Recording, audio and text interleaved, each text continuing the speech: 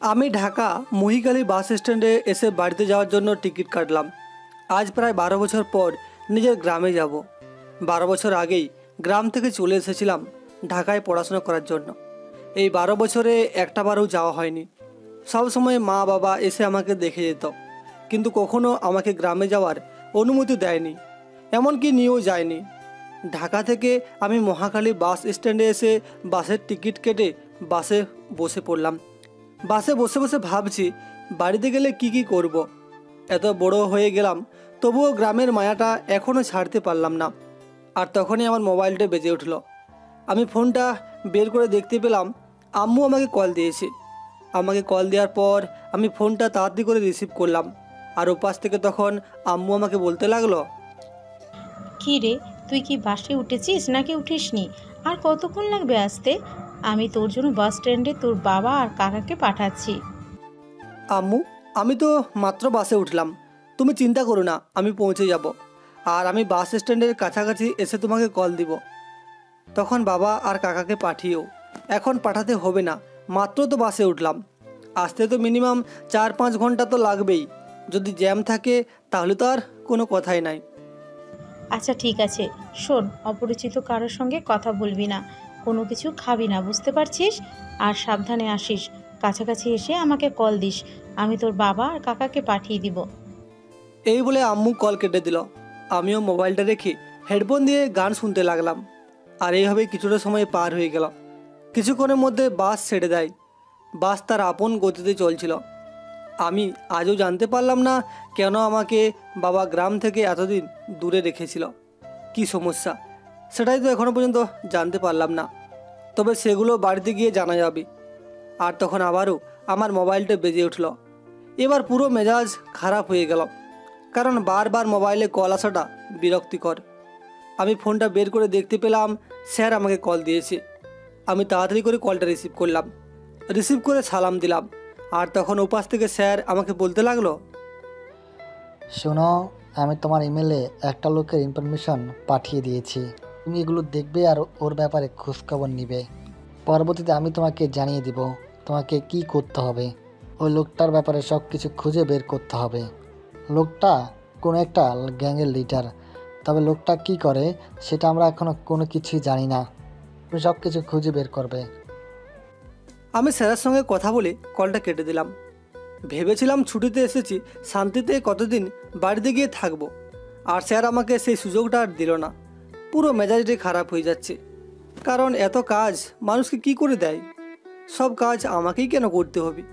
তদন্ত করার জন্য তো অন্য কেউ আছে, আমাকে কেন মিশনে পাঠাতে হবে বারবার? কথাগুলো মনে মনে ভাবছিলাম। আর কখন যে আমি ঘুমিয়েই পড়লাম বুঝতেই পারলাম না। ঘুম থেকে যখন উঠলাম তখন দেখতে পেলাম আমি প্রায় কাছাকাছি চলে এসেছি। আর তখন আমি আমার আম্মুকে কল দিলাম। কল দেওয়ার পর আম্মু কলটা রিসিভ করলো। আর আমি বললাম চলে এসেছি। তারপর কল কেটে দিলাম। কল কেটে দেওয়ার পরেই প্রায় 10 মিনিটের পরেই আমি বাস স্ট্যান্ডে এসে নামলাম। বাস স্ট্যান্ডে নামার পর দেখতে পেলাম বাবা এবং কাকা দাঁড়িয়ে আছে। কাকার সঙ্গে আমার বন্ধুত্বপূর্ণ সম্পর্ক। আসলে কাকা আমার থেকে মাত্র 2 বছরের বড়, তাই বন্ধুর মতোই আমরা। আমি আগে কাকাকে শক্ত করে জড়িয়ে ধরলাম। আর তখন কাকা আমাকে বলতে লাগলো, কিরে, অনেকটা মোটা হয়ে গেছিস আগের চেয়ে। দিনকাল তো তোর খুব ভালোই চলছে, না হলে তুই এত মোটা তাজা কিভাবে হলি?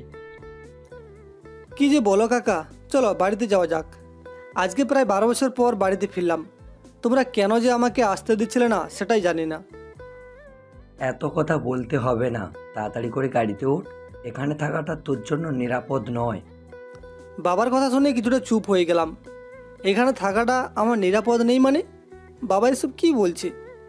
আর আমি এতদিন পর আসলাম, বাবা কোথায় খুশি হবে আর খুশি হয়ে আমাকে শক্ত করে জড়িয়ে ধরবে, সেখানে কিনা বাবা আমাকে এসব কথা বলছে। আমি গাড়িতে বসলাম আর কাকা ড্রাইভিং করে যাচ্ছে। বাবা পেছনে বসে আছে, আমি কাকার সঙ্গে সামনে বসে আছি। আমি কাকার সঙ্গে টুকটাক গল্প করছিলাম। আর তখন কাকা বলতে লাগলো, শোন, তোর যদি গ্রামে কোথাও যেতে মন চায় তাহলে আমাকে সঙ্গে করে নিয়ে যাবি। কোথাও একা যাবি না, বুঝতে পেরেছিস? কাকা তুমি এসব কি বলছো? বাবার মতো আমি তো কোনো কিছু বুঝতে পারছি না। সেই 12 বছর আগে আমাকে ঢাকায় পাঠিয়ে দিয়েছিলে, সেখানে থেকে পড়াশোনা করলাম, এতদিন পর বাড়িতে ফিরলাম, একটু ঘুরবো, আর তোমরা আমাকে এভাবে বন্দির মতো রাখতে যাচ্ছ কেন? তুই যেহেতু এসে গিয়েছিস তাই সব কিছু আস্তে আস্তে জানতে পারবি কেন তোকে সেদিন জোর করে হোস্টেলের মধ্যে পাঠিয়ে দেওয়া হয়েছিল। আমি এখন যেটা বললাম সেটা মেনে চলবি। হ্যাঁ শাহরিয়ার, তোর কাকা যেটা বলেছে সেটা ঠিক। তুই তোর কাকাকে ছাড়া কোথাও যাবি না, এটা আমার আদেশ। যদি আমার কথা না শুনিস তাহলে তোর আর গ্রামে থাকার প্রয়োজন নেই, তুই ঢাকায় চলে যাবি আবারও। বাবা, তুমি কি মনে করো আমি এখনও সেই বাচ্চাটাই আছি? আমিও এখন অনেক বড় হয়ে গেছি, কেন বুঝতে পারছো না তোমরা? আর কেউ আমার ক্ষতি করবে কেন? আমি আর কোনো কথা বললাম না। আমার কথায় বাবা কোনো উত্তর দিল না। আসলে হয়তো বাবা আমাকে নিয়ে অনেক বেশি চিন্তা করি, কিন্তু কেন চিন্তা করি, আমি কে এটা যদি আমার পরিচয় জানে তাহলে কেউ আমাকে ক্ষতি করার তো দূরের কথা, আমার 10 হাত দূরে দূরে থাকবে। তবে এই পরিচয়টা আমার বাবা জানে না, শুধুমাত্র মা জানে। আমি কাকার সঙ্গে গল্প করতে করতে বাসায় পৌঁছে গেলাম। বাড়িতে পৌঁছে যাওয়ার পরেই দেখতে পেলাম সকলে এসে গেছে আমাকে দেখার জন্য। মা তখন আমাকে শক্ত করে জড়িয়ে ধরে কান্না করে দিল। আমি মাকে জড়িয়ে ধরে কান্না করতে লাগলাম। কত বছর পর নিজের বাড়িতে নিজের মাকে দেখলাম। মা আমাকে নিয়ে ভেতরে চলে গেল, আর আমিও ভেতরে চলে আসলাম। আমি আমার রুমে চলে আসলাম। রুমে আসার পর দেখলাম রুমটা খুব সুন্দর করে গোছানো। আসলে মা হয়তো গুছিয়ে রেখেছিল আমি আসবো বলে। আমি রুমে ফ্রেশ হয়ে খাবার খাওয়ার জন্য চলে আসলাম। খাবার টেবিলে আসার পর তখন কাকা বলতে লাগলো, ভাবি, তোমার ছেলেকে নিয়ে একটু বের হব, অনেক দিন পরে এসেছে, বিকেলবেলা যদি ওকে নিয়ে না ঘুরে বেড়াই তাহলে তো আর হবে না। শুধু কি ঘুরতে যাবে নাকি অন্য কোথাও যাবে? আর কতবার বলবো যে এবার বিয়েটা করে নে? আমি তো আর একা পুরোটা সংসার সামলাতে পারছি না। তোর নিজের ভবিষ্যতের কথা চিন্তা করেছিস? আমার ছেলে বিয়ের উপযুক্ত হয়ে গেছে, কিছুদিন পরে তাকে বিয়ে করাতে হবে। এখন যদি তুই বিয়ে না করিস, মানুষ কি বলবে? শোনো, আমার বিয়ে শাদী করার প্রয়োজন নেই। আমার বিয়ে করলে যদি ওই মানুষটা এসে তোমাদের কাছ থেকে আমাকে আলাদা করে দেয়, তোমরা ছাড়া আমার কে আছে বলো? ভাইয়া আছে, তুমি আছো, শাহরিয়ার আছে, আমার এতেই চলবে। দেখ, শুধু শুধু এইসব ইমোশনাল কথা বলিস না। তুই একজন শিক্ষিত ছেলে, সব কিছুই বুঝিস, তবু বুঝেও কেন না বোঝার ভান করার মতো থাকিস? আচ্ছা দেখি, এবার তো শাহরিয়ার চলে এসেছে, শাহরিয়ারের পছন্দ অনুযায়ী আমি বিয়ে করব। শাহরিয়ার, তোর কাকি কেমন হবে রে? মা তুমি কোনো চিন্তা করো না, আমি যখন বাড়িতে এসে গেছি কাকাকে এবার আমি বিয়ে করিয়েই ছাড়বো। কারণ কাকা বিয়ে না করলে তো আর আমিও বিয়ে করতে পারছি না। তোদের লজ্জা শরম নাই নাকি? উনি তোর কাকা, সেটা মাথায় রাখিস। আর তোকে বলে রাখি, ছেলেটাকে এত আদর যত্ন দিয়ে মাথায় তুলিস না। আমি কি তোকে আমার ভাতিজা মনে করি নাকি? আমি তো তোকে মনে করি আমার বন্ধু, আর ছোটবেলা থেকে বন্ধুর মতো চলে এসেছি। তুমি যা বলার বলো। আমি আর কাকা খাবার শেষ করে বাইরে চলে আসলাম, আর আমি কাকার বাইক চালিয়ে যাচ্ছি। কাকা আমার পিছনে বসে আছে। তখন আমি জিজ্ঞাসা করলাম কাকাকে, কি অবস্থা গ্রামের? তখন কাকা আমাকে বলতে লাগলো, আমি আজকে তোকে যে সত্যি কথাগুলো বলবো, এই সত্যি কথাগুলো তুই এখনো পর্যন্ত জানিস নাই, কারণ তোকে কখনো বলাই হয়নি।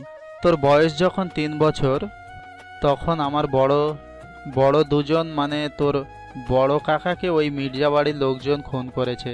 মূলত খুন করেছিল এই গ্রামের চেয়ারম্যান হওয়ার জন্য। নির্বাচন নিয়ে অনেক হাঙ্গামা হয়েছিল, আর সেই থেকেই ওই মির্জা বাড়ির সাথে আমাদের দ্বন্দ্ব। আর এই কারণেই তোকে ছোটবেলা থেকেই ঢাকায় পড়াশোনা করানো হয়েছে, কখনো গ্রামে আসতে দেইনি। তবে এসব কিছু ছাড়া আরও অনেক কিছু নিয়ে গ্যাঞ্জাম আছে। কাকা তুমি এসব কি বলছো? মির্জা বাড়ির মির্জা হলো আমার আপন মামা, তো মামার সঙ্গে বাবার তো ঝামেলা কেন? দেখ, তোর মামা আগে নাকি আমরা আগে সেটা তুই ডিসাইড করবি। তুই আমাদের সন্তান, তাই তোকে আমাদের পক্ষেই থাকতে হবে। আজকে তোর কিছু হয়ে গেলে আমরা পুরো পরিবার নিঃস্ব হয়ে যাব। আমি কোনো কথা বললাম না, কী বা বলার আছে আমার। আসলে ছোট কাকা ছোটোবেলা থেকেই আমাকে অনেক বেশি ভালোবাসে। ছোটোবেলা থেকে বন্ধুর মতো বড় হয়েছি। যতটুকু পাশে পেয়েছি, ঢাকায় প্রতি মাসে 4 বার যেত দেখা করার জন্য। আমি পিছনে কথাগুলো মনে করতে লাগলাম। বাবার মুখে শুনেছিলাম আমার 2 কাকা হার্ট অ্যাটাক করে মারা গেছে।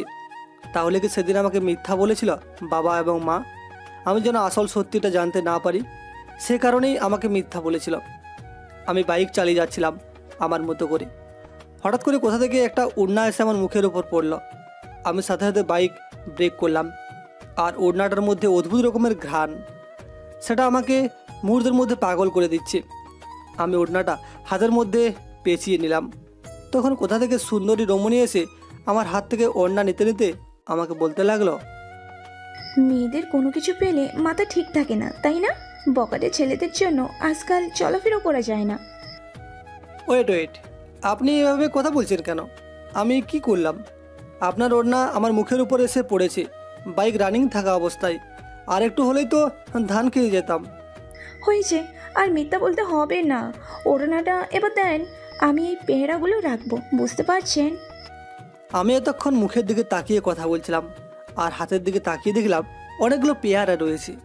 আমি তাড়াতাড়ি করে ওড়নাটা দিয়ে দিলাম, আর মেয়েটা নিজের ওড়না গায়ে দিয়ে বাকিটা আঁচলের মধ্যে পেয়ারাগুলো নিয়ে যেতে শুরু করলো। আমি মুগ্ধ দৃষ্টিতে তার দিকে তাকিয়েছিলাম। আর তখন হঠাৎ করে কাকার ধাক্কায় আমার ধ্যান ভাঙলো। তখন কাকা বলতে লাগলো, কিরে, মেয়েটা তো চলে গেছে, আর কত এদিক ওদিক তাকিয়ে থাকবি? এবার চল যাওয়া যাক। তারপর আমি আবারও বাইক চালাতে শুরু করলাম। আর তখন কাকা আমাকে পিছন থেকে বলতে লাগলো, আমি কিন্তু সব কিছুই বুঝতে পারছি, তবে ভুলেও ওর দিকে চোখ দিবি না, কারণ ও হচ্ছে মির্জাবাড়ির একমাত্র অধিকারী, তোর মামাতো বোন নীলা। তোরা দুজন দুজনকে চিনিস না, কারণ তোদের দুজনের খুবই আলাদাভাবে রাখা হয়েছে। কি বলছো তুমি? আমি আমার মামাতো বোনের সঙ্গে এভাবে কথা বললাম?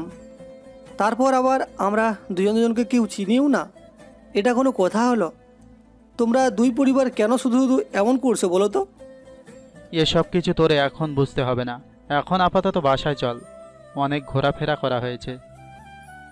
কাকা, আমি মামা বাড়ির দিকে যাচ্ছি, তুমি বাড়িতে যাও। আমি মেয়েটার সঙ্গে দেখা করে তারপরেই আসবো। মেয়েটাকে আমার খুবই পছন্দ হয়েছে। মেয়েটা কে, কী তার পরিচয়, সকল কিছু আমাকে জানতে হবে। তুমি তো কোনো কিছু বলবে না আমাকে। তোর কি মাথা ঠিক আছে? দেখ, ভাই যদি একবার জানতে পারে তাহলে কিন্তু তোকে আর আমাকে বাড়ি থেকে বের করে দেবে। তুই কি বুঝতে পারছিস তুই কোথায় যাচ্ছিস আর কি বলছিস এসব? মাথা ঠিক আছে তো? ওই মেয়ের কথা ভুলে যা, আমি তোকে আরও সুন্দরী মেয়ে দেখে বিয়ে করাবো। আমি এর থেকে সুন্দরী মেয়ে বিয়ে করতে চাই না। আমি শুধু এই মেয়েটাকে বিয়ে করতে চাই। তুমি বুঝতে পেরেছো? তুমি কি পরিচয় বলবে কি না সেটা বলো। ঠিক আছে, আমি বলছি তো, কিন্তু আমি কোনো রিস্ক নিতে পারবো না। পরে যখন রিলেশন হয়ে যাওয়ার পরে কষ্ট পাবি তখন বুঝতে পারবি কেমন লাগে। আর ওই মেয়েটা তোর সঙ্গে কখনো রিলেশন করবে না, এটা 100%। কারণ তোর পরিচয় যখন জানতে পারবে তখন এমনিতেই মেয়েটা ভয়ে সরে যাবে। তুই শুধু শুধু মেয়েটার পেছনে সময় নষ্ট করবি। আমার কোনো সময় নষ্ট হবে না। আমি যেটা বলছি সেটাই করব। তুমি কি আমাকে বলবে কি না সেটা বলো। এত ঘুষ দিয়ে পেঁচিয়ে কথা বলতে আমি পছন্দ করি না। মেয়েটার নাম হলো নীলা, যে আমাদের এই গ্রাম থেকে পার হয়ে বাস স্ট্যান্ডের কাছে একটা কলেজ দেখছিলি, ওইখানে ইন্টার সেকেন্ড ইয়ারে পড়াশোনা করে। আর মেয়েটার সঙ্গে প্রতিদিন তার বাবা মানে তোর মামা দুজন করে বডিগার্ড পাঠায়। আর দিনের বেলায় যদি কোথাও যাওয়ার লাগে তাহলে দুজন মেয়েকে পাঠানো হয় সাথে করে। ওই যে পাশে 2টা মেয়েকে দেখলি, ওইটা তাকে খেয়াল রাখার জন্য। কোনো ছেলে যদি তার সঙ্গে কথা বলতে আসে তাহলে সরাসরি গিয়ে ওই মেয়েগুলো তার বাবার কাছে গিয়ে বলে দেয়। আর কলেজে তো কোনো ছেলে কাছে আসতেই সাহস পায় না। যাক ভালো, এরকমটাই তো আমি খুঁজেছিলাম এতদিন। এরকম যদি অ্যাটিটিউড না থাকে তাহলে কি করে শহরের বউ হবে বলো না? তুই নিজেও মরবি আর আমাদেরকেও মারবি। আমাদেরকে তো না মেরে তোর শান্তি হবে না, খুব ভালো করেই বুঝতে পারছি। আমি কাকাকে নিয়ে সরাসরি চলে আসলাম বাড়িতে। বাড়িতে আসার পরে এভাবেই সময়টা পার করে দিলাম। রাতের বেলা খাওয়া দাওয়া শেষ করলাম। আর খাওয়া দাওয়া শেষ করে ভাবছি মেয়েটার সঙ্গে কি করে দেখা করা যায়, কারণ মেয়েটাকে না দেখে আমি থাকতেও পারছি না। নীলা কেমন যেন আমার মনের মধ্যে গেঁথে গেছে। আমি তাড়াতাড়ি করে বের হয়ে গেলাম। লুকিয়ে কাকাকে কোনো কিছু জানালাম না। আমি হাঁটতে হাঁটতে চলে আসলাম বাড়ির অনেকটা দূরে। আর এখান থেকে এসে আমি কোনো কিছু চিনতে পারছি না। তারপরে একজনকে জিজ্ঞাসা করলাম ছদ্মবেশে, আর একজন বাড়িতে দেখিয়ে দিল। আমিও সেই বাড়ির উদ্দেশ্যে যেতে লাগলাম। প্রায় 30 মিনিট হাঁটার পর সেই বাড়ির কাছে চলে আসলাম। অনেক বড় একটা বাড়ি, কিন্তু এখানে কোন রুমে নীলা আছে সেটাই তো বুঝতে পারছি না। আমি লুকিয়ে চোরের মতো সব জানালা দিয়ে উকি মারতে লাগলাম। আর হঠাৎ করেই একটা জানালার মধ্যে উকি দিয়ে দেখতে পেলাম দুজন বাবার বয়সী লোক কথা বলছে। হয়তো এখানে কোনো একটা আমার মামা হতে পারে। আমি তাড়াতাড়ি করে ঘরের নিচু হয়ে সামনের দিকে এগিয়ে গেলাম। আর সামনের দিকে এগিয়ে যাওয়ার পরে আরও একটা রুম দেখতে পেলাম। ওই রুমের মধ্যে আমি তাকাতে দেখতে পেলাম কে একজন নামাজে দাঁড়িয়েছে। আমি ভালো করে খেয়াল করে দেখলাম এটা আর কেউ নয়, এটা নীলা। নীলাকে এই অবস্থা দেখে সত্যি অন্যরকম ভালো লাগছে আমার। আমি নামাজ শেষ না হওয়া পর্যন্ত ওখানেই তাকিয়েছিলাম। নামাজ শেষ হয়ে যাওয়ার পর হঠাৎ করে নীলা জানালার দিকে তাকালো, আর জানালার দিকে তাকিয়ে আমাকে স্পষ্ট দেখতে পেল। দেখে চিৎকার দিতে লাগলো, আর আমি তখন হাত দিয়ে ইশারায় না করলাম। নীলা আমার কথা শুনলো। নীলা থেমে গেল আর আমার কাছে এগিয়ে আসলো। এগিয়ে আসার পর আমাকে জিজ্ঞাসা করতে লাগলো, এই যে, আপনার সাহস তো কম না? আপনি আমার রুমের জানালার এইখানে দাঁড়িয়ে আছেন। যদি কেউ দেখতে পারে আপনাকে কেটে টুকরো টুকরো করে নদীতে ভাসিয়ে দেবে। আপনি কি মনে করেছেন আমি আপনার পরিচয় জানি না? আমি আপনার পরিচয় জানি। আপনি কে? আপনি হলেন আমার ফুফুর একমাত্র ছেলে শাহরিয়ার রহমান। তো চিনতে পারছেন, তাই মনে হয় চিৎকারটা দিয়েও দেননি। একবার যদি কেউ এখানে আমাকে দেখতো তাহলে হয়তো আমাকে মেরেই ফেলতো। এটা শিওর থাকেন, আমার বাবার কাছে যদি আপনি ধরা পড়েন তাহলে কিন্তু আমার বাবা আপনাকে মেরে ফেলবে। তা আপনি এখানে কেন আসছেন এত রিস্ক নিয়ে? আসলে সে সময় আপনার সঙ্গে এভাবে কথা বলাটা আমার উচিত হয়নি, তার জন্যই আর কি সরি বলতে আসলাম, আর আপনাকে দেখতেও আসলাম। এবার আমাকে দেখা শেষ হয়েছে, এবার আপনি যান। আর কখনো আমার সামনে আসবেন না। যদি একবার সামনে আসেন তাহলে কিন্তু আমি আমার বাবাকে বলে দেব, আর তখন আপনার কি অবস্থা হতে পারে। আমার মনে হয় আপনি আপনার বাবাকে বলতে পারবেন না, কারণ হাজার হোক আমি আপনার ফুফাতো ভাই বলে কথা, আপনি আমার মামাতো বোন। দেখুন, আপনার সঙ্গে এভাবে কথা বলা আমার ভালো লাগছে না। আর আমি এমনিতেও অপরিচিত ব্যক্তিদের সঙ্গে কোনো কথা বলি না। আপনি আমার ফুফাতো ভাই, সেই হিসেবে আমি আপনার সঙ্গে এখনও কথা বলছি। যদিও আমার পুরো ফ্যামিলি এটা জানলে আমার অবস্থা খারাপ করে দেবে। আচ্ছা, আপনার বাবা মানে মামা নিজেকে কি মনে করে? অনেক বড় মাস্তান, নাকি অনেক বড় কোনো কিছু হয়ে গেছে, নাকি দেশের প্রধানমন্ত্রী হয়ে গেছে? উনি ওনার মেয়েকে এভাবে বেড়াজালের মধ্যে আটকে রাখে কেন? সেটা আমি কি করে জানবো? সেটা আপনি গিয়ে আপনার মামাকে জিজ্ঞাসা করুন। আমার সঙ্গে কথা বলবেন না। যদি একবার জানতে পারে তাহলে কিন্তু সত্যি সত্যি আপনার অনেক বিপদ হতে পারে। আপনাকে কেউ রক্ষা করতে পারবে না। তারপর আমি সেখান থেকে সোজা চলে আসলাম।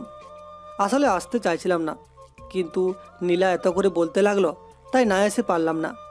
আমি আসার সময় বলতে লাগলাম, আমি যেতে পারিনি, তবে একটা শর্তটা হলো কালকে আমার সঙ্গে দেখা করতে হবে বিকেলবেলা এই সময়। আমি কেন আপনার সঙ্গে দেখা করব? কে হন আপনি? আচ্ছা ঠিক আছে, আমি আসবো। তবুও প্লিজ আপনি এখান থেকে যান, না হলে কেউ দেখে ফেললে আমার অবস্থা খারাপ হয়ে যাবে। তারপর আমি সেখান থেকে সোজা চলে আসলাম বাড়িতে।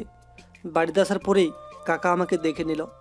কাকা আমাকে দেখে জিজ্ঞাসা করতে লাগলো, কিরে, তুই এত রাতে কোথায় গিয়েছিলি? তোকে না বলেছি একা একা কোথাও যাবি না? তোকে আমি নিষেধ করলাম, তুই কথা শুনিস না কেন? আমি আর কোথায় যাব? আমি তো আমাদের গ্রামেই ছিলাম, আমাদের গ্রাম থেকে কোথাও যাইনি। এইদিকে আশেপাশে হাঁটাহাঁটি করছিলাম বাইরে। আমি কাকাকে মিথ্যা বললাম, যদিও কাকা খুব ভালো করেই বুঝতে পারছে আমি কোথায় গিয়েছিলাম, কারণ কাকা আমাকে খুব ভালো করেই চিনে। তারপর আমি রুমে এসে ঘুমিয়ে পড়লাম। পরদিন সকালবেলা ঘুম থেকে উঠে যথারীতি ফ্রেশ হয়ে খাবার খেতে চলে আসলাম। খাবার খাওয়ার সময় তখন বাবা আমাকে বলতে লাগলো, গ্রামের মধ্যে একটা মেলা বসেছে, তবে ওই মেলার মধ্যে আমার কথা ছাড়া কেউ যাবে না। ওখানে ওই গ্রামের লোকজন যাবে, বিশেষ করে মির্জাবাড়ির লোকজন মেলার মধ্যে যাবে। তাই তোর যাওয়ার কোনো প্রয়োজন নেই। যদি বিশেষ কোনো কিছু লাগে তাহলে আমাকে বলবি, আমি লোকজন দিয়ে এনে দেব। এটা কোনো কথা বললে বাবা? তুমি একের পর এক আমাকে নিষেধাজ্ঞা দিয়েই যাচ্ছ। আমি কোথাও যেতে পারবো না, যেতে অনুমতি লাগবে। কেন বাবা, এত নিষেধাজ্ঞা থাকে কেন? আর কিসের সমস্যা? আমি তোর কাছ থেকে কোনো কথা শুনতে চাই না। আমি যেটা বলেছি সেটাই হবে। আমার উপর কোনো কথা বলবি না। ভাইয়া, তুমি ছেলেটাকে এত বেশি শাসন করছো কেন? ছোটবেলা থেকে ছেলেটা ধরে রেখে দিয়েছো, আমরা কাছে পাইনি, আর এখন তুমি ওকে এমন নিষেধাজ্ঞা করছো। আমি শাহরিয়ারকে সাথে করে মেলায় নিয়ে যাব, তুমি আর না করতে পারবে না, আর ওখানে কোনো সমস্যা হবে না। আর ওরা যদি সমস্যা করতে চায় তাহলে আমি তোমাকে জানাবো, আমার উপর ভরসা রাখো। তোর উপর তো আরও বেশি ভরসা করতে পারি না, কারণ তুই যে আরও বেশি নষ্টের মূল। তুই তো গিয়ে আরও ওদের সঙ্গে মারামারি করিস, আর সকল কিছু ঝামেলা পোহাতে হয় আমাকেই। বাবা কোনো কিছু না বলে সেখান থেকে চলে গেল। আর বাবা চলে যাওয়ার পর আমার খাওয়া দাওয়া শেষ করে বাইক নিয়ে বের হলাম। ইস, যদি একবার মেলার মধ্যে দেখা হয়ে যেত তাহলে কতই না ভালো হতো। আর আমি মেলার মধ্যে আসলাম ঠিকই, কিন্তু ঘুরতে এসে আমি তার কলেজে যাব। নীলার কলেজে গিয়ে তার সঙ্গে দেখা করব। আমি নীলার কলেজের সামনে চলে আসলাম, সঙ্গে কাকা আছে। আর তখন কাকা ভয় পেয়ে আমাকে বলতে লাগলো, দেখ, আমার কিন্তু অনেক বেশি ভয় করছে। আমি এসব রিস্ক নিয়ে কোনো কাজ করতে পারবো না। আর কেউ যদি একবার দেখতে পারে আমি ওখানে এসেছি তাহলে কিন্তু আমার অবস্থা খারাপ করে ছাড়বে, কারণ মান সম্মান বলতে কোনো কিছু থাকবে না। এমনিতেই আমি অনেক গ্যাঞ্জাম করেছি। আরে তুমি কেন শুধু শুধু এত ভয় পাচ্ছ? আমি তোমার সঙ্গে আছি না? তুমি কি আমাকে দিয়ে ভরসা পাও না নাকি? আমি কি চকলেট বয় নাকি? আমার কাছে তোকে চকলেট বয় মনে হয়, কারণ তোকে দিয়ে আমি কোনো ভরসা করি না। এখানে বেশি থাকা ঠিক হবে না। যদি মির্জাবাড়ির লোকজন দেখতে পারে তাহলে কিন্তু সরাসরি অ্যাটাক করবে, কোনো দ্বিধাবোধ করবে না। আমি কাকার সঙ্গে কথা বলছিলাম, আর হঠাৎ করেই নীলার পাশের লোকজন আমাদেরকে দেখে ফেলল। বিশেষ করে কাকার দিকে তাকিয়ে আছে। কিছুক্ষণের মধ্যে ছেলেগুলো কাকার সামনে চলে আসলো। আর আমাদের সামনে আসার পর একটা ছেলে আমাদেরকে বলতে লাগলো, কিরে, তোর সাহস কি করে হয় কলেজের সামনে আসার? আর তোকে না নিষেধ করা হয়েছে এখানে আমাদের কলেজ আসবি না? কেন? কলেজ কি তোর বাপদাদার সম্পত্তি যে কলেজের সামনে আসা যাবে না, কলেজের ভেতরে প্রবেশ করা যাবে না? এখানে তোদের নীলা পড়াশোনা করে বলে এই কলেজের সামনে আসা যাবে না, এটা কোনো কথা? হ্যাঁ, একটা কথা, এটা হলো মির্জাবাড়ির নিয়ম। আর মির্জাবাড়ির নিয়ম না মানলে কি হয় সেটা তোর খুব ভালো করেই জানিস। এখন ভালোভাবে বলছি, এখান থেকে চলে যা, না হলে জান নিয়ে ফেরত যেতে পারবি না। তোরা কি মনে করেছিস তোদেরকে আমি ছেড়ে দেবো? তোরাও হাত পা নিয়ে বাড়ি যেতে পারবি না, হাত পা প্যাকেট করে বাড়ি পাঠিয়ে দেবো। তখনই ওরা কাকাকে একটা থাপ্পড় মারল। আমার সামনে মুহূর্তের মধ্যে এরকমটা হয়ে গেছে। তারপরে আমি ওদেরকে বলতে লাগলাম, ওদেরকে ফিরিয়ে দিতে লাগলাম। আর তখন ওরা আমাকে মারতে লাগলো।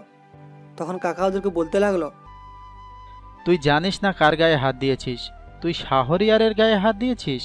ওর বাপ যদি জানতে পারে তাহলে তোদেরকে কবর থেকে তুলে আনবে। আজকে তোদের চাচা হাজিতাকে প্যাকেট করে বাড়ি পাঠাবো। এই, কে আছিস? এমন মার দিবি যেন ওরা সারা জীবন হাসপাতালে বেডে শুয়ে জীবন কাটায়। তখনই একজন হকি স্টিক দিয়ে আমার কাকাকে আঘাত করলো পায়ের মধ্যে। আমার পুরো মেজাজটাই খারাপ হয়ে গেল। এরা কোনোভাবেই আমার কথাগুলো শুনবে না, খুব ভালো করেই জানি। তারপর আমি আমার কোমর থেকে পিস্তল বের করে ওদেরকে পায়ের মধ্যে গুলি করতে লাগলাম। আর ওরা ভয় পেয়ে গেল আমার পিস্তল দেখে। আমি পায়ের মধ্যে রিমনের গুলি করলাম। রিমনের পায়ে গুলি করার পর রিমনের লোকজন রিমনকে নিয়ে সেখান থেকে চলে গেল। আর এদিকে কাকা আমার হাতে পিস্তল দেখে অবাক হয়ে গেল। তখন কাকা আমাকে ভুল বুঝে বলতে লাগলো, তার মানে তুই একজন সন্ত্রাসী? আমরা কি তাহলে তোকে মানুষ করতে পারিনি? শাহরিয়ার, তুই সত্যি করে বল, কে তুই? এত কেন কথা বলছো কাকা? এটা আমার লাইসেন্স করা পিস্তল, আর এটা আমাকে সরকার দিয়েছে, বুঝতে পেরেছো? এর যে বেশি কিছু জানতে চেয়েও না এখন। আমাকে বলতে হবে কে তুই, তোর পরিচয় কি, আমি সেটা জানবো, না হলে আমার অন্যরকম লাগছে। আমি আমার পকেট থেকে বের করে কার্ডটা দেখালাম। আর কার্ডটা দেখার পর কাকা চমকে গেল। তারপর আমি কাকার মুখ বন্ধ করে বলতে লাগলাম, কাকা এখন মুখটা বন্ধ করো, আর একটু পরেই তোমার ঘুম আসবে, আর বৌমার সঙ্গে দেখা করতে হবে। কিছুক্ষণের মধ্যেই নীলা চলে আসলো। নীলা এসে দেখতে পেল তার সঙ্গে লোকগুলো নেই। নীলা অবাক হয়ে গেল। অবাক হয়ে তখন গেটের কাছে আসতেই দেখতে পেল আমি সেখানে দাঁড়িয়ে আছি বাইকের উপর বসে। আমি বাইকের উপর বসেছিলাম। তখনই নীলা এসে আমার কাছে জিজ্ঞাসা করতে লাগলো, কি ব্যাপার, আপনি এখানে কেন? আর আমার সাথে লোকগুলো কই? নিশ্চয়ই আপনি কোনো কিছু করেছেন। আমি কোনো কিছু করিনি। আমার কাকার গায়ে হাত দিয়েছিল, তাই আমি ওদেরকে মেরেছি, এটা ছাড়া আর কোনো কিছুই না। এবার বলো। আপনি কি বললেন? আপনি আমার লোকগুলোকে মেরেছেন? শুধু শুধু কেন ঝামেলা করতে গেলেন? এরপর তো বাবা আমাকে কলেজে আসতেই দেবে না। ধ্যাৎ, ভালো লাগে না। বিকেলবেলায় আমি এই জায়গায় অপেক্ষা করব, আশা করি তুমি চলে আসবে। যদি না আসো তাহলে কিন্তু আমি রাতের বেলা আবারও তোমার রুমের সামনে যাব। আমি আসবো না। আরে দেখি আপনি কি করতে পারেন। আর রুমের সামনে আসলে আমার কোনো কিছু করার নেই। বাবার লোকজন পিটিয়ে পুরো লাল বানিয়ে দেবে। আমাকে নিয়ে চিন্তা করতে হবে না ম্যাডাম, আপনি আপনার নিজের চিন্তা করুন। আর এখন তো আপনার লোকজন কেউ নেই, সবাই তো পালিয়েছে, তাই আমি আপনাকে আপনার বাড়ির সামনে নামিয়ে দিয়ে আসি। তুই কি পাগল হলি? তোর যাওয়ার কোনো প্রয়োজন নেই নীলা, তুমি একাই চলে যাও। আমি চাই না আর কোনো সমস্যা হোক। আর শাহরিয়ার, তুই কেন বুঝতে পারছিস না? এই যে মিস্টার, আপনি একটা কথা জেনে রাখবেন, আপনার সঙ্গে কখনো যাবার ইচ্ছে আমার ছিল না, আর থাকবেও না। আমি আমার মতো করে যাব। আপনার বলার জন্য আপনাকে অসংখ্য ধন্যবাদ। এই বলে নীলা চলে গেল। নীলা চলে যাওয়ার পর আমিও তার পিছনে পিছনে যেতে শুরু করলাম। আর এদিকে কাকা আমাকে পেছন থেকে ডাকতে শুরু করলো, কিন্তু পিছনে ডাকছে কাকা, আমি কি তার কথা শুনবো এখন? কখনোই না। তার বাড়ির সামনে চলে আসলাম। নীলা বাড়িতে চলে গেল। তারপর আমিও কাকাকে নিয়ে সরাসরি বাড়িতে চলে আসলাম। বাড়িতে আসার পরেই তখন বাবা আমাদের দুজনকে ডেকে পাঠালো। বাবা আগে থেকে চেয়ারের মধ্যে বসেছিল আর আমাদেরকে দেখে ডাকলো। আমি কাছে গেলাম। কাছে যাওয়ার পর তখন বাবা আমাকে জিজ্ঞাসা করতে লাগলো, কিরে, তোর হাতের মধ্যে এরকম দাগ কিসের? মনে হয় কোনো জায়গায় মারামারি করে এসেছিস। রফিক, তোর হাতে ময়লা কিসের? আসলে বাবা, রাস্তার মধ্যে বাইক নিয়ে পড়ে গিয়েছিলাম, তার জন্য হাতের মধ্যে ময়লা গায়ে লেগে গেছে। এখনও পর্যন্ত পরিষ্কার করিনি, আমরা ভিতরে গিয়ে ফ্রেশ হয়ে আসি। তারপর আমি এই কথা বলে বাড়িতে চলে আসলাম। বাড়িতে আসার পর আমি ফ্রেশ হয়ে নিলাম। আর এইভাবেই বেশ অনেকটা সময় পার হয়ে গেল। আর ওদিকে নীলার বাড়িতে অলরেডি রিমন গিয়ে খবর বলে দিয়েছে মির্জাকে।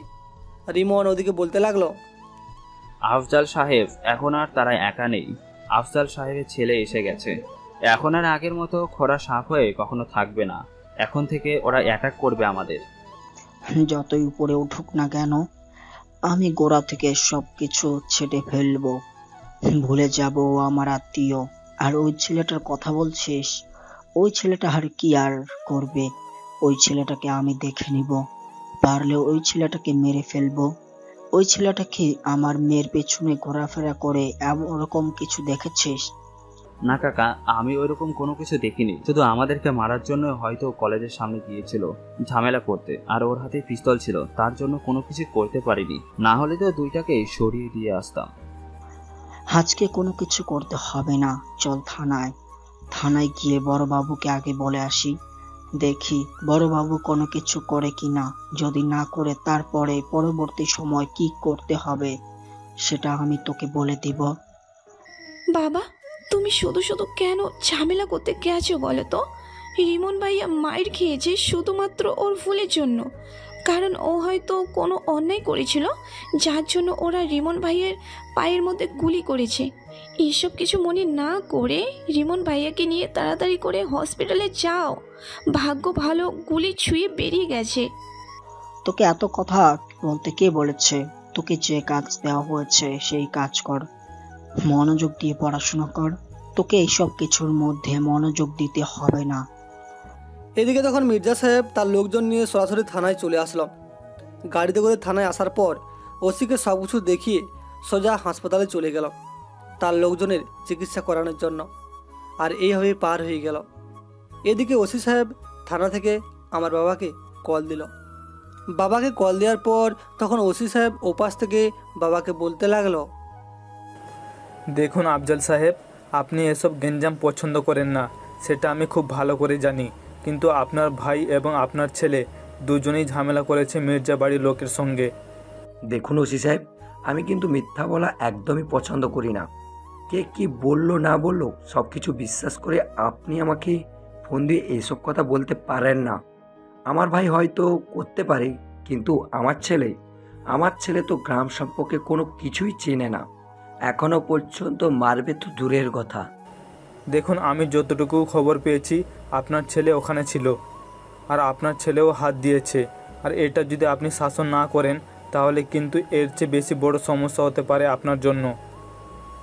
আপনি ওর কাছ থেকে কত টাকা খেয়েছেন আর সে কারণে আপনি আমাকে জ্ঞান দিচ্ছেন? আমার ছেলে তো গ্রাম এখনো ভালো করে চিনে না, গ্রামের মানুষ ভালো করে চিনে না, তাহলে মির্জাবাড়ির লোকজনকে কি করে চিনবে? হ্যাঁ, হয়তো আমার ছোট ভাই সেটা করেছে, কারণ হয়তো আমার নামে কোনো কিছু বলেছিল, আর ওর কাকাকে যখন মারতে এসেছিল তখন আমার ছেলে হয়তো ধরেছে। ওরা যদি মারতে পারে, আমরা কেন মারতে পারবো না? আমি আপনাকে সাবধান করার জন্য ফোন দিলাম, আর সেখানে কিনা আপনি আর এসব নিয়ে কথা বলছেন। আপনার সাহস তো কম নাই। আপনি জানেন আমি আপনাকে চাইলে এখনই লকআপে ভরে দিতে পারি। আপনার সাহস তো কম নয়। বাবা তখনই কল কেটে দিল। কল কেটে দেওয়ার পর বাবা এদিকে রাগে ফুসফুস করছে, আর আমি এদিকে আড়াল থেকে সব কিছুই শুনছিলাম। ওসি সাহেবের সঙ্গেই হয়তো কথা বলেছেন। আমার পেছনে কাকা বসেছিল। কাকা তখন আমাকে বলতে লাগলো, থাক, এখন কোনো কিছু করার প্রয়োজন নেই, যা হবার সকালে দেখা যাবে। আগে দেখা যাক ওসি সাহেব কি করে, তারপরে ব্যবস্থা নেওয়া যাবে। এখন আপাতত কোনো কিছু করার প্রয়োজন নেই, আর মনে হয় না কোনো কিছু করবে, কারণ ভাইয়ের ব্যাপারে ভালো করেই জানে। বিকেলবেলা আমি নীলার জন্য সেই জায়গায় এসে অপেক্ষা করছিলাম। ভাবছিলাম নীলা আসবে। আমার মনে হয় না সে আসবে, কারণ এত কম সময়ে পরিচয় মনে হয় না আসবে, এরকমটাই বসে বসে ভাবছিলাম। আর তখনই নীলা এদিকে এগিয়ে আসছে একা। যাক, একা দেখে বেশ অবাক হয়ে গেলাম। তার মানে নীলা আমাকে তাহলে পছন্দ করে ফেলেছে। হয়তো করেছে, নয়তো নাও করতে পারে। এমনিতেই আমার মন রাখার জন্য এসেছে। নীলা এসে আমার সামনে দাঁড়ালো। সামনে দাঁড়ানোর পর বলতে লাগলো, বাসায় কিন্তু আপনাকে নিয়ে অনেক বেশি কথা হচ্ছে। কেউ আপনাকে নিয়ে বিশ্বাস করতে পারছে না যে আপনি মারামারি করেছেন, কিন্তু আমি তো দেখেছি জানালা দিয়ে আপনি গুলি করেছেন। তোমার কি মনে হয় আমি তাহলে মানুষটা খারাপ? কারণ আমার কাছে পিস্তল রয়েছে, আর আমি মারামারি করেছি, তোমার চাচাতো ভাইকে মেরেছি। না, খারাপ মনে হচ্ছে না, তবে আপনাকে আমার সন্দেহ লাগছে। কারণ যে ছেলে ছোটবেলা থেকে এত কষ্ট করে ঢাকায় পড়াশোনা করেছে, সেই খারাপ হতে পারে না। কারণ আমি আমার ফুফুকে খুব ভালো করে চিনি। কারণ ফুফু যেরকম, তার ছেলে তো সেই রকমই হবে। এরকমই তো হওয়া উচিত। কথাটার মধ্যে যথেষ্ট পরিমাণে লজিক আছে। তা একটা কথা বলবো, তুমি একটা ছেলের কথায় দেখা করতে চলে আসলে। সেটার মধ্যে তো অবশ্যই কোনো না কোনো কারণ আছে, আর কারণ ছাড়া তো আর আপনার সঙ্গে দেখা করতে আসিনি। তা ভার্সিটিতে কোন মেয়ের পিছনে ঘুরতেন জানতে পারি? ওয়েট, আমি কোন মেয়ের পেছনে ঘুরতাম? মানে আমি কোনো মেয়ের পেছনে ঘুরিনি। অলরেডি আমার পেছনে 2টা মেয়ে ভার্সিটিতে ঘোরাঘুরি করতো, কিন্তু আমি তাকে পাত্তা দিইনি। আর ভার্সিটির কথা তুমি কীভাবে জানো? এইসব খবর আসলে আমার কাছে থাকে। আমি ইন্টার সেকেন্ড ইয়ারে পড়ি বলে ভার্সিটির খবর রাখতে পারবো না, এটা কোনো কথা হলো?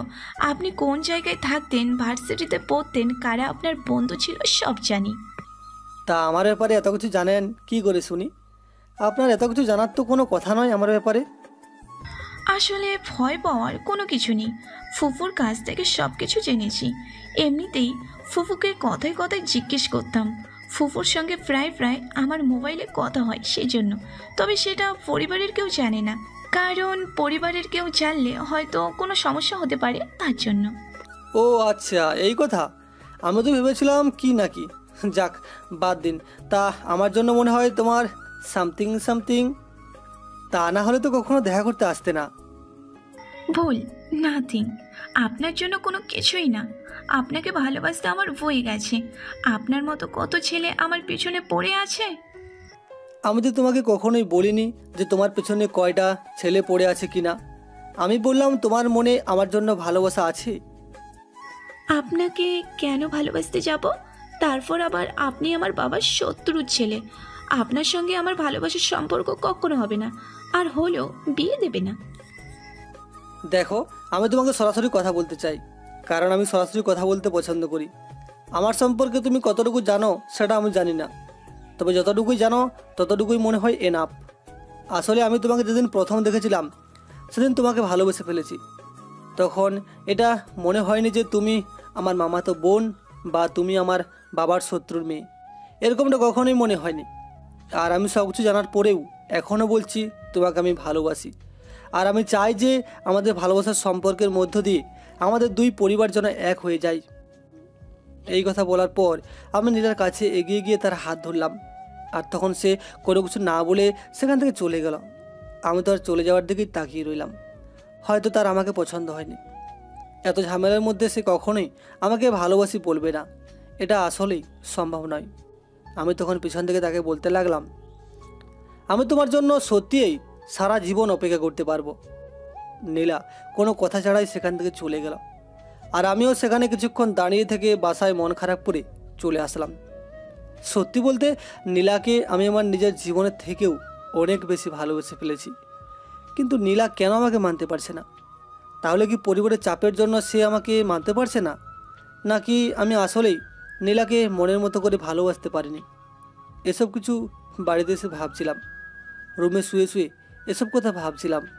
তখন কাকা রুমে চলে আসলো। কাকা রুমে আসার পর তখন বলতে লাগলো সে, কিরে, তোর মন খারাপ কেন? কি হয়েছে? ও, বুঝতে পেরেছি, নীলা তোর ভালোবাসা মেনে নেয়নি।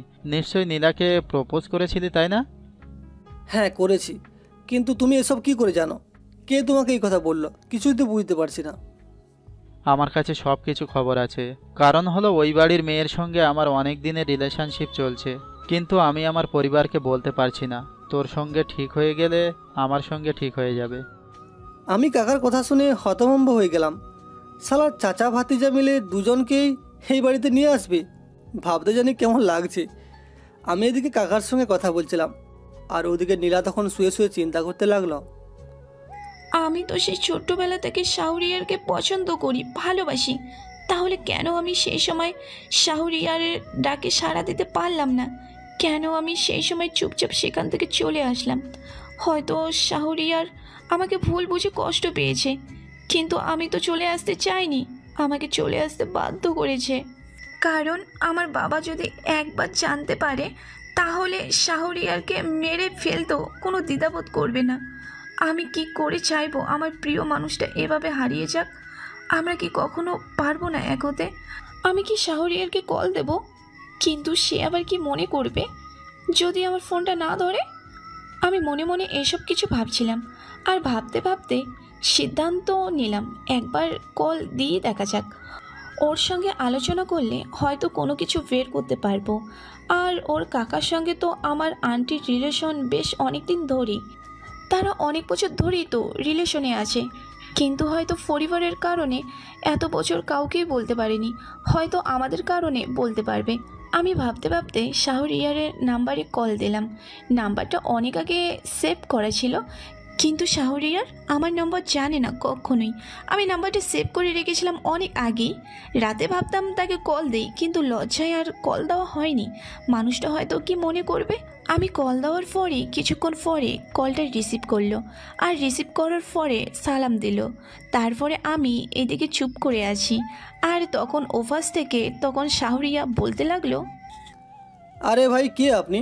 ফোন দিয়ে কথা না বললে শুধু শুধু ফোন দিয়েছেন কেন? হ্যাঁ, এমনিতে মন মেজাজ ভালো নেই, তারপর আবার আপনি এসব নাটক শুরু করে দিয়েছেন। আসলে সরি, আসলে কথা কিভাবে শুরু করব সেটাই ভেবে পাচ্ছি না। আমি নীলা, আমাকে চিনতে পেরেছেন আপনি? তো তোমাকে না চেনার কি আছে? তোমাকে তো না জানার কোনো রকম কোনো কিছু নেই, তাই না? তাই তো নাটক করার কি আছে? আসলে আমি কিভাবে কথা শুরু করব ভেবে পাচ্ছি না। আমার অনেক লজ্জা লাগছিল তার জন্য। আসলে সে সময় আমার এভাবে চলে আসাটা উচিত হয়নি। হয়তো তুমি অনেক কষ্ট পেয়েছো, তাই না? বাহ, এবার তাহলে আপনি থেকে তুমি হয়ে গেলাম। বিষয়টা তো ভালোর দিকে এগোচ্ছে। তা কল কেন দিয়েছেন জানতে পারি কি? শুধু কি সরি বলার জন্য, নাকি অন্য কোনো কথা আছে? দুইটাই। প্রথমে সরি বলবো, কারণ সে সময় এভাবে চলে আসা আমার উচিত হয়নি। আমি জানি তুমি অনেক বেশি কষ্ট পেয়েছো। আর দ্বিতীয় কথা হলো, কাকা আর আন্টির বিয়েটা তাড়াতাড়ি দেওয়া প্রয়োজন। কাকা আর আন্টির বিয়েটা তাড়াতাড়ি দেওয়া প্রয়োজন, সেটা বুঝতে পারলাম। তা আমার কি হবে? আমি যে কাউকে জীবনের চেয়েও অনেক বেশি ভালোবাসি, কাউকে নিয়ে স্বপ্ন দেখা শুরু করে দিয়েছি। স্বপ্ন দেখলে কি স্বপ্ন পূরণ হবে? এই দেখেছে আমার বাবা রিমন ভাইয়ের সঙ্গে আমার বিয়ে ঠিক করে ফেলেছে। আমি ছোটবেলা থেকেই জানি যে রিমন ভাইয়ের সঙ্গে আমার বিয়ে হবে, কিন্তু ওকে আমার একদমই পছন্দ নয়, একটু গুন্ডা টাইপের। আর আমি তো ভালোবাসি ছোট্টবেলা থেকে অন্য কাউকে, যার ব্যাপারে এত খোঁজ খবর রাখতাম, সে যে আমার স্বপ্নের পুরুষ। ও আচ্ছা, তাই নাকি? তা রিমনকে নিয়ে আপনার এত চিন্তা করতে হবে না। রিমন এমনিতেই অনেক বড় অপরাধী। আর রিমনের বাবা মানে তোমার চাচা কিছুদিন পরে এমনিতেই গ্রাম থেকে বিদায় হবে সারা জীবনের জন্য। আসলে বুঝতে পারছি না, একটা প্রশ্ন করার ছিল তোমার কাছে। পিস্তল কোথা থেকে? তুমি কে? আমার ব্যাপারে এত কিছু জানো, আর আমার কাছে পিস্তল কি করে আসবে সেটা তুমি জানো না? এটা তুমি বললে আমি বিশ্বাস করব? শুধু শুধু কেন আমার মুখ দিয়ে কথা শুনতে চাও? তুমি জানো আমি কে, তবু এত প্রশ্ন করার কোনো কিছু নেই, কারণ আমার প্রতিটা সেকেন্ডের খবর তুমি রেখেছো। তাহলে এটা জানবে না? নীলা তখন আমার কথা শুনে ভাবতে লাগলো, আর কিছুক্ষণ পর আবারও নীলা আমাকে বলতে লাগলো, আজকে রাতে দেখা করতে আসবে? তোমাকে দেখতে বড্ড বেশি ইচ্ছে করছে, জানি না কেন, কিন্তু নিজেকে সামলাতে পারছি না। দেখা করতে আসতে হবে। তোমার জন্য আমি তোমার পছন্দের লুডুস রান্না করে নিয়ে আসবো। ঠিক আছে মহারানী, নিয়ে আসবে, তবে এখনও পর্যন্ত ভালোবাসি কথাটা শুনতেই পেলাম না। আমি ওর সঙ্গে কথা বলছিলাম, আর তখনই দেখলাম জানালার পাশ দিয়ে কেউ যেন যাচ্ছে। আমি তাড়াতাড়ি করে ফোন কেটে দিলাম। তখন দেখলাম রিমন ভাইয়া।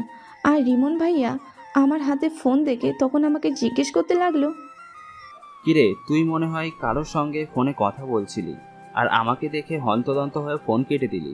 কার সঙ্গে কথা বলছিলি তুই? নতুন পার্টনার গজিয়েছে তো? আমি তো কারোর সঙ্গে কথা বলছিলাম না, আমি তো এমনিতেই ফেসবুকে ভিডিও দেখছিলাম। আর তুমি আছো বলে ভেবেছিলাম হয়তো বাবা এইদিকে আসছে, তার জন্যই ফোন নামিয়ে ফেলেছি। আমি আবার কার সঙ্গে কথা বলবো মোবাইলে? ও আচ্ছা, সেটাও ভালো। আর শোন, কালকে থেকে কলেজে আবারও যাবে, কোনো সমস্যা নেই। ওই ছেলে যদি আবার আসে সোজা মেরে ফেলবো। তারপর সেখান থেকে চলে গেলাম। আর সেখান থেকে চলে যাওয়ার পর এদিকে তখন মেসেজ আমাকে জানিয়ে দিল নীলা। আমি একটা মুচকি হাসলাম। আর রাতের বেলা আমি লুকিয়ে কাকাকে নিয়ে বের হলাম। কাকাকে নিয়ে বের হওয়ার পর কাকা তখন আমাকে বলতে লাগলো, দেখ, এই জায়গাটা দেখা করার জন্য সেভ না। আমি প্রতিদিন যে জায়গায় দেখা করি, আজকে তোরা সেখানেই দেখা করবি। তারপর আমরা সেই জায়গায় চলে আসলাম। আমি নীলাকে বললাম এই জায়গায় আসার জন্য। নীলা হাতের একটা বক্স নিয়ে চলে আসলো। নীলা আসার পর আমি তখন নীলাকে নিয়ে সাইডে চলে আসলাম। আর তখন নীলা আমার কানের কাছে এসে ফিস ফিস করে বলতে লাগলো, আমার তো সত্যি অনেক বেশি লজ্জা লাগছে, কারণ তোমার কাকা তোমার সাথে আসছে।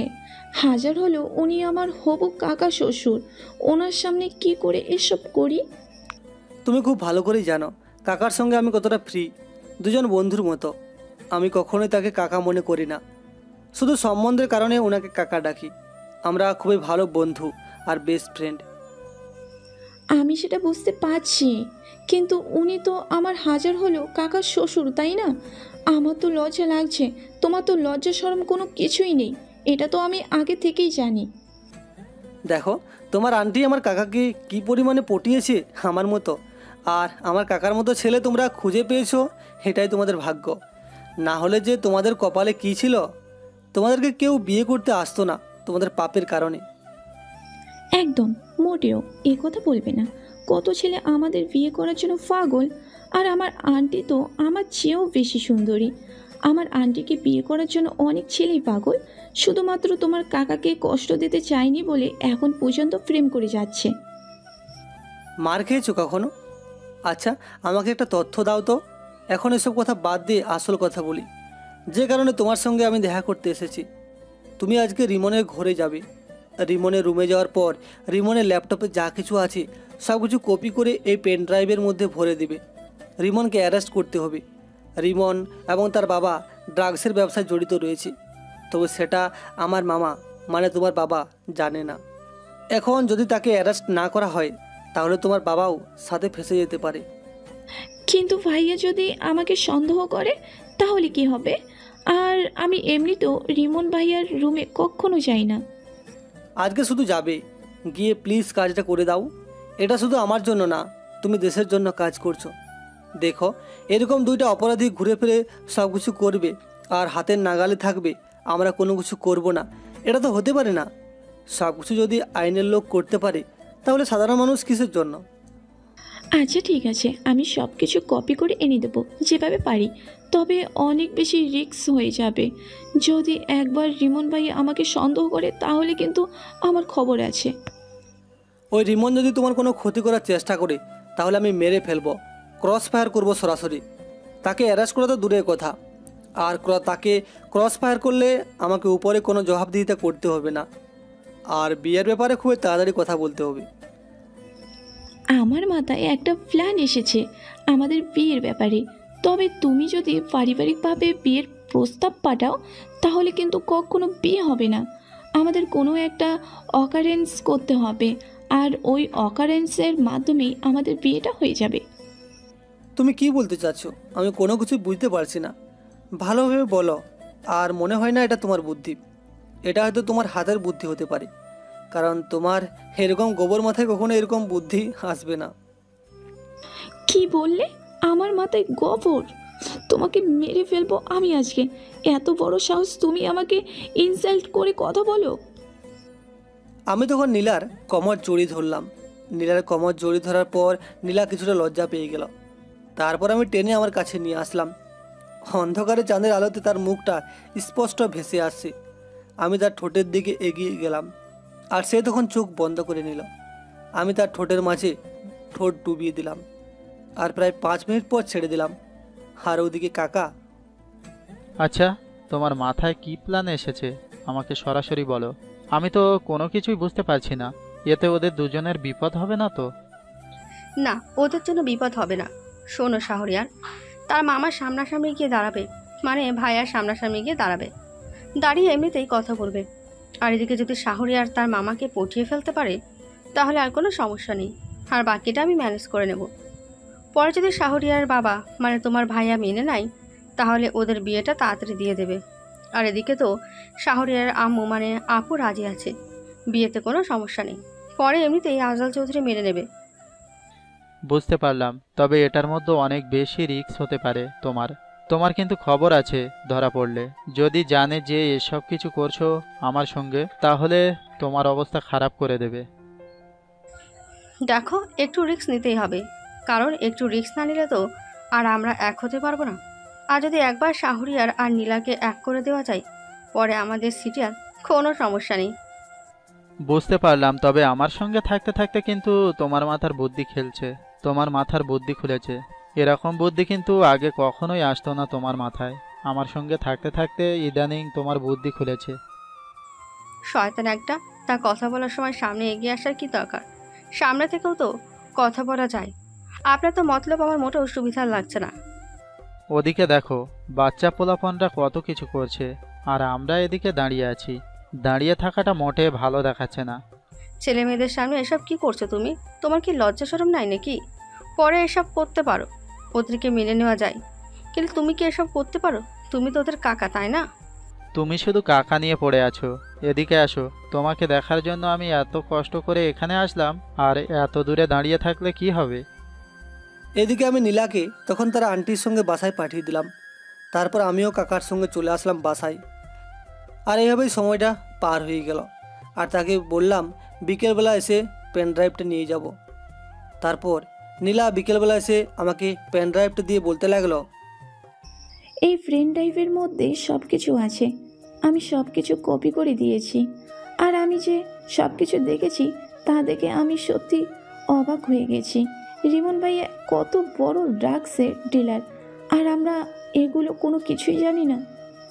তুমি এখন বাসায় চলে যাও, নাহলে তোমাকে সন্দেহ করতে পারে। আর আজকে রাতে রিমনকে অ্যারেস্ট করব। আমি আমার ফোর্স নিয়ে যাব আর মামার সঙ্গে কথা বলবো, এটাই সুযোগ। এই বলে নীলা চলে গেল। নীলাকে পাঠিয়ে দিলাম আমি ইচ্ছে করেই, না হলে নীলার অনেক সমস্যা হতো। নীলা চলে যাওয়ার পর আমি আমার টিম মেম্বারদের সকলকে খবর দিলাম, আর ওরা কিছুক্ষণের মধ্যেই চলে আসলো। আসলে ওরা কাছাকাছিই ছিল। রাতের বেলায় আমি তখন ফোর্স নিয়ে মির্জা বাড়ির ভিতরে প্রবেশ করলাম। প্রবেশ করার পরে দেখতে পেলাম মামা চেয়ারে বসে রিমনের সঙ্গে কথা বলছিল। আর আমি তখন আমার ফোর্সকে নিয়ে বললাম রিমনকে অ্যারেস্ট করার জন্য। তখন মামা আমার দিকে এগিয়ে আসলো আর এগিয়ে এসে জিজ্ঞাসা করতে লাগলো, কি ব্যাপার শাহরিয়ার, তুমি এখানে? আর তুমি রিমনকে কেন অ্যারেস্ট করেছো? ওর কি অপরাধ? ও তো কোনো অন্যায় করেনি। মিস্টার মির্জা সাহেব, আপনি কি জানেন আপনার ভাতিজা আর আপনার ছোট ভাই ড্রাগসের ডিলার? দেশে যত রকমের ড্রাগসের ব্যবসা হয় সব রকম ড্রাগসের ব্যবসা তাদের হাত ধরেই হয়। তুমি কি বলছো? আমি তো কোনো কিছুই বুঝতে পারছি না। আমি বিশ্বাস করি না ওরা এরকম কাজ কখনোই করতে পারে। তুমি তোমার বাবার প্রতিশোধ নিতে হয়তো আমার সঙ্গে এমনটা করছো। দেখো, আমি তোমার সম্বন্ধে মামা হই।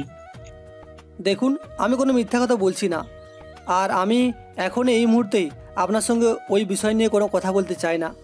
আমরা সকল প্রমাণ হাতে নিয়েই অ্যারেস্ট করতে এসেছি। সিবিআই অফিসাররা কখনো মিথ্যা কথা বলে না, আমরা প্রমাণ নিয়ে কাজ করি। অনেক দিন ধরে টার্গেট ছিল আপনার ভাই এবং আপনার ভাতিজার উপর। তারপর সকল প্রমাণ বের করে দেখালাম, আর সকল কিছু দেখার পর মির্জা সাহেব পুরো অবাক হয়ে গেল আর আমার দিকে তাকানোর সাহস পাচ্ছে না। তারপর আমি তাকে বলতে লাগলাম, 12 বছর ধরে যে ঝামেলায় দুই পরিবারের মধ্যে চলছিল, এই দুই পরিবারের মধ্যে ঝামেলা লাগানোর একমাত্র কারণ হচ্ছে আপনার ভাই এবং আপনার ভাতিজা। ওরা চায় আপনার সঙ্গে যেন কোনো আত্মীয় স্বজনের মিল না থাকে, আর এই কারণেই ওদের লাভ হবে। আপনার পুরো সম্পত্তি ওরা দখল করতে পারবে, আর এই কারণেই আপনার মেয়েকেও মানে নীলাকেও জোর করে তার ছেলের সঙ্গে বিয়ে করাতে রাজি করাবে আপনার ভাই। আপনি যদি কোনো কারণে বিয়ে দিতে রাজি না হতেন তাহলে আপনাকে মেরেও ফেলতে ওরা দ্বিধাবোধ করতো না। কি ঠিক বললাম তো? সত্যি কথা বল। আসলে ও যেসব কথা বলেছে সবকিছু সত্যি। এত বছর আমি এবং বাবা মিলে সকল ঝামেলা লাগিয়ে রাখতাম। আসলে আফজাল সাহেব মানে শাহরিয়ারের বাবা কোনো কিছু করতো না, সকল কিছু আমরা করে আপনার কাছে এসে বলতাম, আর আপনি ওই পরিবারের ব্যাপারে এইরকম ধারণা পেতেন। আসলে ওরা কোনো কিছু করতো না, সকল কিছু আমি করতাম আর নাম করতাম ওদের, আর ওদের ক্ষেত্রেও তাই করতাম। আজ 12টা বছর ধরে আমার বোনের জামাইকে আমি খুনি ভেবে এসেছি, ওদের সঙ্গে ঝামেলা করে এসেছি, আর এর জন্য কত নিরীহ লোকের রক্ত গেছে সেটার কোনো হিসাব নেই। অনেকে আহত হয়েছে মারামারিতে, কারো হাত গিয়েছে আবার কারো পা গিয়েছে, শুধুমাত্র তোদের কারণে। আমি ওদেরকে ভুল বুঝে এসেছি, আমি নিজে আফজাল সাহেবের কাছে যাব। তারপর এদিকে আমি আমার ফোর্সকে বললাম রিমন এবং তার বাবাকে নিয়ে যাওয়ার জন্য, আর ওরা গাড়িতে করে রিমন এবং তার বাবাকে নিয়ে চলে গেল। এদিকে মির্জা সাহেবকে সাথে করে নিয়ে আমি বাসায় যাচ্ছি। সাথে পরিবারের সবাই আছে, নীলাও আছে। নীলা আমার দিকে তাকিয়ে মুচকি মুচকি হাসছে, বুঝতে পারছি না কেন। আমার বাড়িতে আসার পর তখন বাবা মির্জা সাহেবকে দেখে রেগে গেল, আর এদিকে তখন মির্জা সাহেব হাত থেকে বন্দুক ফেলে দিল। তখন বাবার দিকে এগিয়ে গেল কোলাকুলি করার জন্য। মির্জা সাহেব বলতে লাগলো, আসলে তোমার সঙ্গে এত বছর যা কিছু করেছি সব কিছু ভুল করেছি। আসলে আমি সকল কিছুর পেছনে আমার ভাই ছিল, আমার ভাইয়ের পেছন থেকে আমাকে এইসব কিছু বলতো আর আমি এইসব কিছু করতাম। এইসবের মধ্যে আমি আর তুমি কোনো কিছুই শুনতে ছিলাম না। আমাদের মধ্যে মারামারি লাগিয়ে রাখতো শুধুমাত্র আমার ভাই এবং আমার ভাতিজা রিমন। তুমিও আমাকে ক্ষমা করে দিও। তোমার সঙ্গে আমি অনেক অন্যায় করেছি, অনেক বাড়াবাড়ি করেছি, আর কোনো মারামারি বিদ্বেষ নয়। এত বছর অনেক ভুল করেছি আমরা। আজ শুধুমাত্র শাহরিয়ার জন্য আমরা সকল কিছু পেলাম, না হলে এই দুই পরিবার কখনোই এক হতে পারতো না। শুধুমাত্রই শাহরিয়ারের কারণে এক হতে পেরেছি। সত্যি শাহরিয়ার যদি না থাকতো তাহলে সারা জীবন আমাদের এই দ্বন্দ্ব লেগেই থাকতো। যেহেতু এখন সবাই এক হয়ে গেছে, তাহলে আমি একটা কথা বলতে চাই।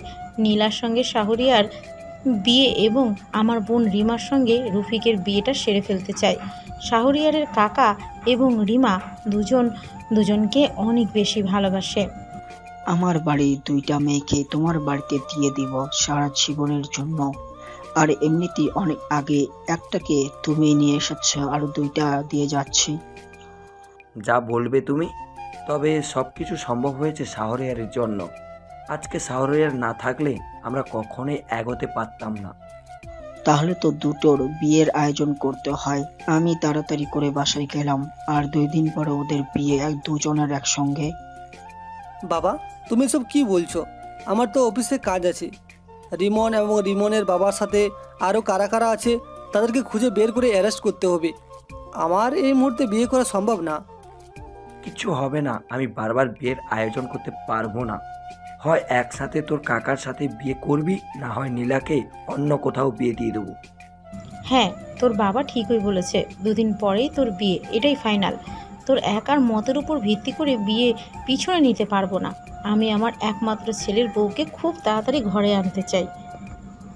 কি আর করার, বলির পাঠা তো বানালেই আমাকে। এখন তো সব কিছু মেনে নিতেই হবে, কিছু তো করার নাই আমার। তারপর আর কি, বিয়ের আয়োজন করা হলো। আর যথাক্রমে আমার কাকার আর আমার একসাথে একই দিনে বিয়ে সম্পন্ন হলো। আমি দাঁড়িয়ে আছি বাসর ঘরের সামনে। ভিতরে যেতে অনেক বেশি ভয় লাগছে, কারণ নীলা আমার উপর অনেক বেশি রেগে আছে। আমি খুব ভালো করেই জানি। আমি ভয়ে রুমে ভিতরে প্রবেশ করলাম। তখন ভিতরে গিয়ে দরজা লক করে দিলাম। দেখলাম বিছানার মধ্যে লাল বেনারসি পরে বসে আছে আমার পাগলিটা।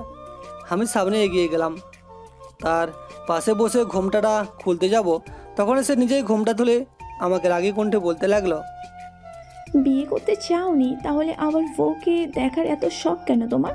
বিয়ে করে তো উদ্ধার করে দিয়েছো, তাই না? যাও নিচে গিয়ে ঘুমাও, আমাকে একদম কোনো বিরক্ত করবে না। আরে সে সময় সত্যি আমি মিশনের জন্য বিয়েটা পেছানোর জন্য বলেছি। ভেবেছিলাম অপরাধীগুলো ধরতে বেশ কয়েকদিন সময় লাগবে। কে জানতো সব কিছু এত সহজে স্বীকার করে দিবে, আর তারপরের দিন আমরা ধরে ফেলতে পারবো বাকিদের। থাক, আমাকে এসব কিছু দিয়ে বোঝাতে হবে না। আমি কি তোমার কাছে এসব কিছু শুনতে চেয়েছি? দেখো, এসব নিয়ে কথা বলতে ভালো লাগছে না। সরি জান, এবারের মতো আমাকে ক্ষমা করে দাও। আমি আর কখনো এমন করব না, কথা দিলাম। এখন তো বিয়ে হয়ে গেছে, আর কখনো করবে কি করে? নাকি আরও কয়েকটা বিয়ে করার ইচ্ছে আছে তোমার? না বউ, আর বিয়ে করার ইচ্ছা নাই। একটা করেছি, এটা নিয়েই থাকতে চাই, দুনিয়া ও আখিরাতে। আমি নীলাকে ধাক্কা দিয়ে বিছানায় শুয়ে দিলাম। নীলা নিজেকে ছাড়ানোর চেষ্টা করছে। আমি ঠোঁটের কাছাকাছি গেলাম, আর তখন নীলা থেমে গেল, নড়াচড়া করছে না। আমি নীলার চুলগুলো সরিয়ে দিলাম গলা থেকে, আর তখন নীলা চোখ বন্ধ করে আমাকে বলতে লাগলো, দেখো, ভালো হচ্ছে না কিন্তু। এভাবে থাকলে বেশি লজ্জা লাগছে। এত দামি জিনিস দেখে কাজ হয় না, কাছে নিতে হয়। আমি হেসে দিলাম। তারপর তার ঠোঁটজোড়া দখল করে নিলাম, আর প্রায় 5 মিনিট পর ছেড়ে দিলাম। 5 মিনিট ছেড়ে দেওয়ার পর নীলা হাঁপাচ্ছে, আর তখন সে আমাকে বলতে লাগলো, 23 বছরের ক্ষুধার্ত বাঘ যখন 19 বছরের মেয়ে ঠোঁটের উপর নির্যাতন চালায়, আল্লাহ গো, আর একটু হলেই তো আমি শেষ হয়ে যেতাম। আমি নীলার গলায় চুমু দিতে লাগলাম। সে চোখ বন্ধ করে আছে। আমি তাকে নিয়ে হারিয়ে গেলাম এক অজানা গল্পের ভিতর। 5 বছর পর আমার একটা মেয়ে হয়েছে, নাম তানজিম। একদিন ফজরের সময় নীলা এবং আমার মেয়ে তানজিমকে বুকে নিয়ে ঘুমিয়ে আছে। দুজন দুই পাশ থেকে জড়ি ধরে আছে, নড়াচড়া করতে পারছি না। তখন নীলাকে বিরক্ত করতে লাগলাম। তানজিমকে পাশে শুয়ে দিলাম। কিছুক্ষণ পর নীলা আমাকে বলল, এভাবে দুষ্টুমি করলে কি হবে? খাওয়া দাওয়া করা লাগবে না? আমি রান্না করতে গেলাম, তুমি এই মেয়েকে নিয়ে শুয়ে থাকো। আসতে হবে না, তুমি আসলে আমি রান্না করতে পারবো না। তুমি মানুষ ভালো না। যদি না আসি তাহলে আরেকটা তানজিম কি করে আসবে? তাই তো তোমার কাছাকাছি আসা লাগবে, বুঝতে পারছো না? তোমার সঙ্গে কি আমি কখনো কথায় পেরেছি? আর মনে হয় না কখনো পারবো। আমি গেলাম, তুমি থাকো। তোমার এসব আজাইরা কথাবার্তা শোনার একদমই সময় নেই আমার। নীলা চলে গেল, আর নীলা চলে যাওয়ার পর আমিও নীলার পেছনে চলে আসলাম। আমি নীলাকে পেছন থেকে জড়ি ধরে রেখেছি, আর নীলা রান্না করছে। তখন আমি নীলার ঘাড়ে চুমু দিলাম। তখন সে বলতে লাগলো, এভাবে দুষ্টুমি করলে কিন্তু একদমই রান্না করতে পারবো না। তুমি এখন রুমে গিয়ে শুয়ে থাকো। এভাবে দুষ্টুমি করলে কি আর রান্না করা যায়? সারা রাত তো অনেক হলো, এবার আমাকে একটু ছাড়ো। তোমাকে বিয়ে করেছে কি ছাড়ার জন্য নাকি? তোমাকে বিয়ে করেছে আদর করার জন্য, পাশাপাশি থাকার জন্য, কাছাকাছি থাকার জন্য, আরও অনেক কিছুই করার জন্য, বুঝতে পেরেছো? আরও কিছু বলো, উদাহরণ থাকলে। তুমি কি যাবে এখান থেকে? এবার কিন্তু আমার তোমার উপর মেজাজ খারাপ হয়ে যাচ্ছে। নীলা আমার উপর খুন্তি দিয়ে দৌড়ানি দিল, আর আমিও রুমে চলে আসলাম। রুমে এসে আমি মেয়েকে নিয়ে শুয়ে পড়লাম। আর এভাবে যে কখন ঘুমিয়ে পড়লাম বুঝতেই পারলাম না। ঘুম ভাঙলো নীলার ডাকে। এই যে তানজিমের আব্বু, ওঠো না, অনেক তো বেলা হয়ে গেল, আর কত ঘুমাবে? বাপের মতো হয়েছে মেয়েটাও, পড়ে পড়ে এখন পর্যন্ত ঘুমাচ্ছে। খবরদার, মেয়েকে কোনো কিছু বলবে না। হিংসা হলে বাপের বাড়ি চলে যাও, আমি আমার মেয়েকে নিয়েই থাকবো। তাই নাকি? আমি বাপের বাড়ি গেলে পরে আবার কেউ যেন আমার ফোনে মেসেজ দিয়ে না বলে থাকতে পারছি না, জান, চলে এসো। আমি হেসে দিলাম আর শক্ত করে নীলাকে চড়ে ধরে কপালে চুমু দিলাম। আর এভাবেই না হয় চলতে থাকুক আমাদের মিষ্টি ভালোবাসার গল্পগুলো। আজ এই পর্যন্তই, দেখা হবে পরবর্তী কোনো গল্পতে। সেই পর্যন্ত সবাই ভালো থাকবেন, সুস্থ থাকবেন। ধন্যবাদ সবাইকে।